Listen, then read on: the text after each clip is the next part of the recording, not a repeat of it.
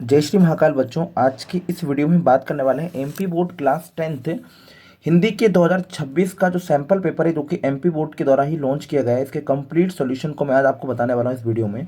2026 का जो sample paper है एमपी बोर्ड के द्वारा जो आया है, उसका एक एक क्वेश्चन मैं आपके सामने लेकर आया हूँ, ताकि आपकी तैयारी और भी ज़्यादा अच्छी हो जाए और आपकी प्रैक्टिस अच्छी हो जाए और आप पता लगा सके कितने क्वेश्चनों को आप अच्छी तरह से सॉल्व कर पा रहे हो। तो चलिए स्टार्ट करते हैं सही विकल्प से ही। प्यारे बच्चों, पहला क्वेश्चन लिखा है क्षणवाद को महत्व, क्षणवाद का महत्व की विशेषता है। तो क्षणवाद को महत्व देना प्यारे बच्चों ये नई कविता की विशेषता है। तो सही आंसर आप लिख देंगे यहाँ पे नई कविता, है ना। थोड़े ऑब्जेक्टिव डिफिकल्ट हैं, इसके ध्यान रखिएगा इस पेपर के, तो प्रैक्टिस बहुत ही ज़्यादा ज़रूरी है। चलिए अगला क्वेश्चन है उत्साह कविता की शैली है। तो आप याद रखो उत्साह कविता की जो शैली है वो संबोधन शैली है प्यारे बच्चों। यहाँ पे संबोधन शैली एकदम करेक्ट आंसर आपका हो जाएगा। अगला क्वेश्चन है संचारी भावों को इस नाम से भी जाना जाता है। तो बिल्कुल ध्यान से सुनिएगा, अगर आपको क्वेश्चन पता हो तो आप भी आंसर दे सकते हैं। संचारी भावों को प्यारे बच्चों व्यभिचारी भाव भी कहा जाता है, और संचारी भावों की संख्या अगर पेपर में पूछ रहे तो 33 होती है, आपको याद रखना है, ठीक है। अगला क्वेश्चन आपसे पूछा गया है प्यारे बच्चों स्वयं प्रकाश जी के कहानी संग्रह। बिल्कुल ध्यान से सुनिएगा, आपको क्वेश्चन सुनना सबसे ज़्यादा ज़रूरी है। क्वेश्चन इतने आसान है, बस थोड़ा सा प्रैक्टिस आपको करना पड़ेगी तो आपका कंप्लीट आंसर हो जाएगा, है ना। और अगर चैनल पे नए हैं तो प्लीज़ चैनल को सब्सक्राइब कर दीजिएगा और बेल आइकन को क्लिक कर लीजिएगा, ताकि आपको आने वाले हर एक वीडियो की नोटिफिकेशन आसानी से मिलती जाइएगा। अगला क्वेश्चन पूछा है स्वयं प्रकाश जी के कहानी संग्रह प्रकाशित हो चुके हैं, कितने हो चुके हैं ना। सोम प्रकाश जी के कितने कहानी संग्रह प्रकाशित हो चुके हैं। तो याद रखिएगा 13 कहानी संग्रह जो हैं वो ऑलरेडी प्रकाशित हो चुके हैं। क्वेश्चन नंबर 5 को देखेंगे, निम्नलिखित में से अनंत का अनंत का क्या बताना है आपको, अनेकार्थी बताना है, ठीक है।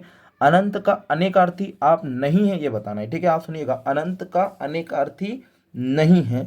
तो प्यारे बच्चों इससे हम लिखेंगे पृथ्वी नहीं है, ठीक है। पृथ्वी बिल्कुल सही आंसर हो जाएगा। हिंदी का स्मरण शिल्प में लिखा गया पहला उपन्यास याद रखिएगा। हिंदी का स्मरण शिल्प में लिखा गया पहला उपन्यास याद रखेंगे देहाती दुनिया, इसका बिल्कुल करेक्ट आंसर हो जाएगा। ऑब्जेक्टिव इसके थोड़े से डिफिकल्ट है, मैं आपसे पहले ही बोल देता हूँ, प्रैक्टिस की जरूरत बहुत ज़्यादा रहेगी।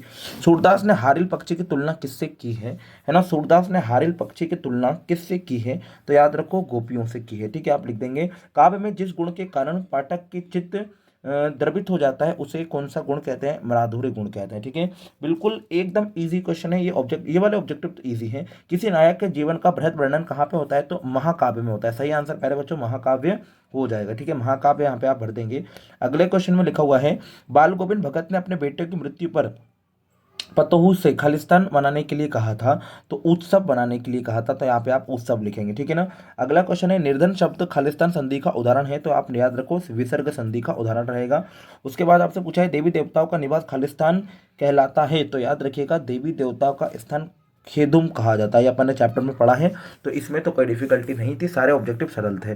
चलिए निम्नलिखित कथनों के समक्ष सत्य या फिर असत्य लिखिए। तो सत्य और असत्य पे ही अपन को सही लिख या गलत लिखना है, ठीक है। पहला क्वेश्चन अपन देखते हैं क्या लिखा हुआ है। अगर आपको किसी चीज का आंसर पता है तो इसे जरूर बताइएगा, बहुत ज्यादा जरूरी है ना। तुलसीदास को गुरु कृपा से राम भक्ति का मार्ग मिला। तो बिल्कुल सत्य है प्यारे बच्चों, यहाँ पर आपको सत्य भर देना है, ठीक है। दोहा छंद के विषम चरण में 11-11 मात्राएं होती हैं। दोहा छंद का विषम चरण कौन कौन सा होता है, पहला और तीसरा। तो इसमें 11-11 नहीं बल्कि 13-13 मात्राएं होती हैं, तो दूसरे वाला आंसर गलत हो जाएगा, ठीक है। चलिए अगर सम पूछा होता तो बिल्कुल सही हो जाता है ना, सम मतलब दूसरे और चौथा में, ठीक है। चलिए अगला क्वेश्चन देखेंगे क्या लिखा हुआ है। सरस्वती पत्रिका के साथ हिंदी कहानी का जन्म माना जाता है। तो बिल्कुल सही है, यहाँ पे आप सत्य भर देंगे। अगला क्वेश्चन पूछा है लखनवी अंदाज पाठ में वार्तालाप की शुरुआत लेखक यशपाल से की गई है। तो प्यारे बच्चों बिल्कुल असत्य यहाँ पे आप भर देंगे। इतनी गर्मी है, हो सकता है कि कल बारिश हो, ये प्रश्नवाचक वाक्य है, तो बिल्कुल असत्य है प्यारे बच्चों, यहाँ पे आप असत्य भर देंगे। और लड़के और बंदर पराई पीर नहीं समझते, तो ये बिल्कुल सत्य है, यहाँ पे आप सत्य भर देंगे प्यारे बच्चों। इसके बाद हम बात करेंगे सही जोड़ी की। जो भी क्वेश्चन आपसे पूछे गए मैं सारे आंसर आपको बिल्कुल बढ़िया तरीके से समझाते रहूंगा। चलिए पहला क्वेश्चन देख लेते हैं, आपसे क्या बोला गया है। सप्तक, तो आप याद रखो सप्तक का मतलब होता है 7 सुरों का समूह। तो यहाँ पे आप फर्स्ट वाला भर देंगे 7 समूह का, 7 सुरों का समूह। दूसरा क्वेश्चन अभ्यांतर को क्या कहेंगे। तो प्यारे बच्चों अभ्यांतर मतलब कि भीतर की, है ना। तो यहाँ पे आप भीतर की भर देंगे, सही आंसर हो जाएगा। मोती भरा थाल आ जाएगा आकाश जो तारों से भरा हो, ठीक है। यहाँ पे आप भर देंगे आकाश जो तारों से भरा हो। अत्यंत बड़ा चढ़ाकर किया गया वर्णन अतिशयोक्ति अलंकार होता है। शब्द शक्ति के कितने भेद होते हैं। तो 3 भेद होते हैं। और आम के आम गुटलियों के दाम, ये होता है पहला दोहरा लाभ होना, ये आपका करेक्ट आंसर हो जाएगा। अब आ जाइए क्वेश्चन नंबर 5 पे। यह दंतुरित मुस्कान कविता में मृतक में कौन सी जान डाल देगी, ठीक है। आप सुनिएगा ये चैप्टर में अपन ने ऑलरेडी पढ़ा है, दंतुरित मुस्कान के में अपन ने इसको पढ़ा हुआ है। चलिए, तो यह दंतुरित मुस्कान कविता में मृतक में कौन जान डाल देगी? तो प्यारे बच्चों यहाँ पे बच्चे की मुस्कान, ठीक है, बच्चा जो है ना वो ही इतना शक्तिशाली बताया गया है, बच्चे की मुस्कान जो है यहाँ पे करेक्ट आंसर आपका हो जाएगा, है ना, ये आप भर देंगे। चलिए अगला क्वेश्चन देख लेते हैं क्या पूछा गया है आपसे प्यारे बच्चों। सेकंड क्वेश्चन आपसे पूछा गया है कि आचार्य विश्वनाथ के अनुसार काव्य की परिभाषा। तो मैंने आपको ये ऑलरेडी पढ़ा रखा है, इसका सही आंसर हो जाएगा प्यारे बच्चों रसात्मकम वाक्यम काव्यम, ठीक है, आप यहाँ लिख देंगे रसात्मकम वाक्यम काव्यम, ठीक है, ये इसका सही आंसर हो जाएगा, अर्थात रसयुक्त वाक्य काव्य कहलाता है, ये आप यहाँ पे फिल कर देंगे। तीसरे वाले क्वेश्चन को देखते हैं, लेखिका मन्नू भंडारी को कौन सा उपन्यास बहुत अच्छा लगता था? तो इसका आंसर आपको पढ़ना पड़ेगा, आपका बंटी इसका सही आंसर हो जाएगा, ठीक है, आपका बंटी इसका करेक्ट आंसर हो जाएगा, ये आपको याद रखना पड़ेगा तब जाकर काम होगा, आपका बंटी इसका बिल्कुल करेक्ट आंसर हो जाएगा। अगला क्वेश्चन भी देख लेते हैं, आपसे जो भी पूछा गया मैं सारे आंसर आपको बिल्कुल बढ़िया तरीके से बता रहा हूँ। चलिए, किस समास में पहला पद और दूसरा पद का मिलकर किसी तीसरे पद का संकेत करते हैं? तो यहाँ पे आ जाएगा प्यारे बच्चों बहुब्रीहि समास में, है ना, तो बहुब्रीहि समास बिल्कुल करेक्ट आंसर हो जाएगा इसका। साना साना हाथ जोड़ी पाठ में किस शहर के सौंदर्य को बताया गया है? तो प्यारे बच्चों यहाँ पे बताया गया है कटाव के बारे में, तो कटाव इसका करेक्ट आंसर हो जाएगा। लेखक अज्ञे ने भारत लौटकर रेलगाड़ी में बैठे बैठे कौन सी कविता लिखी? तो याद रखो हिरोशिमा, यहाँ पे आपका सही आंसर हो जाएगा, हिरोशिमा नामक कविता उन्होंने लिखी थी। चलिए अब इसके हम कुछ और क्वेश्चन देख लेते हैं जो आपके एग्जाम के लिए काफी ज्यादा इंपॉर्टेंट हो सकते हैं। सबसे पहले नंबर पे क्वेश्चन नंबर 6 को देखते हैं। अगर इसका आंसर आपको आता है तो समझ जाइए आपकी प्रैक्टिस बहुत ही शानदार और बहुत ही जानदार है। चलिए फर्स्ट नंबर का क्वेश्चन नंबर 6 को जाते हैं। क्वेश्चन नंबर 6 में लिखा है रीतिकाल की 2 विशेषताएं लिखिए।